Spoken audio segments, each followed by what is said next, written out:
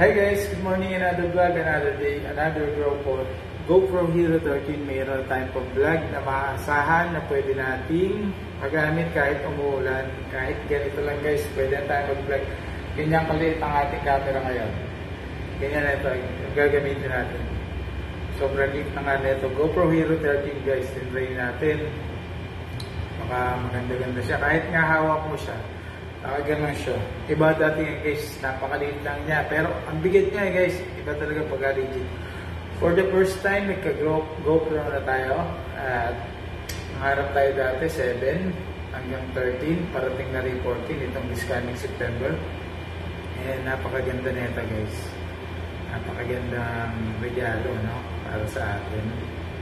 Napakagandang regalo na ito guys. Para sa ating itong na ito.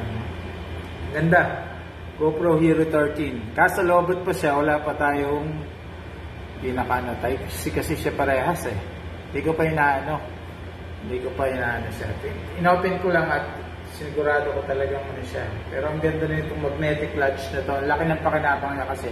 Ito, ipupush mo lang siya, matatanggal yung GoPro mo. Ang laki ng pakinabang nito guys. Kasama lang siya sa ating parang pinaka-previous lang siya. Yun lang at unboxing lang naman talaga tayo guys. Ang papanood nyo naman hanggang pagpunta natin ng LBC, pagkuha niya, makikita niya kung saan tayo.